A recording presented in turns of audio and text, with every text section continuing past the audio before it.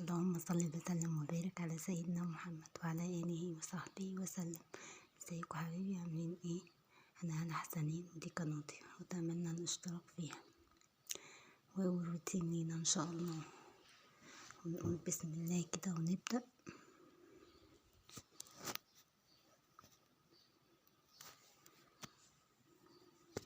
انا لسه مشتركتيش اشتركي.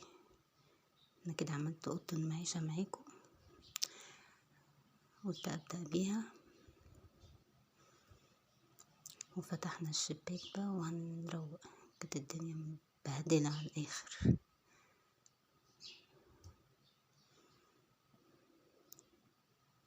واللي يقولي عندك تلفزيون؟ عندي تلفزيون. الشاشة بتاعتك فين؟ الشاشة بتاعت حمية باظت فنزلتها يعني بدلها. شلت بقى الركنة، خرجتها برا، فضيت الأوضة خالص عشان أعرف أكنس وأعرف أعمل كل حاجة. نشيل الستاير،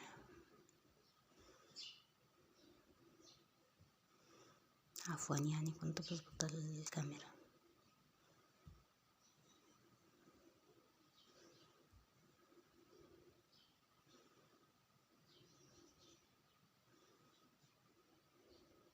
اهو السترة هغيرها.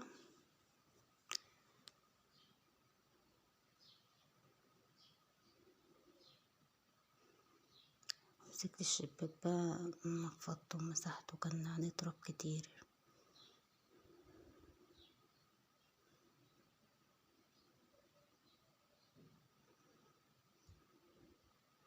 انتي لو حاجة عندك مبهدلة اعملي كده على طول، ما تروقش من على الوش، شيلي الحاجة كلها وفضي المكان واعملي، هتلاقي الدنيا معاكي نظيفة. يعني مرة في الأسبوع، مش كل يوم، مرة في الأسبوع هتلاقي الدنيا نظيفة كده. كنت جنست بقى ونفضت الشباك، قلت اغسل الحيطة.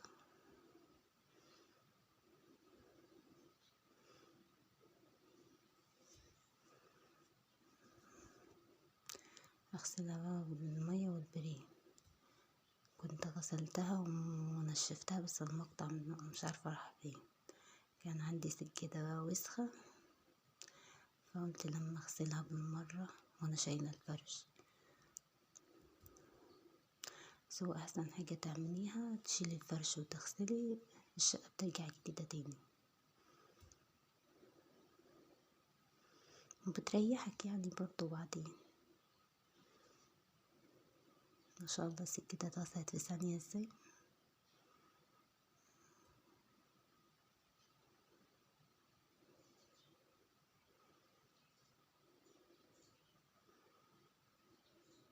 كده الشكل النهائي بقى بعد ما فرشت الأوضة. وادي الشباك وركبت الستارة دي. بصوا ما شاء الله الهدوء. يعني لو لسه مشتركتيش حطي لايك واشتركي. ورجعت كل حاجة مكانها، التلفزيون وكل حاجة.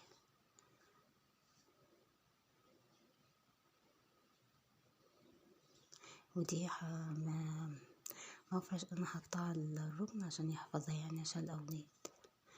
والباب كمان مسكته وغسلته كويس.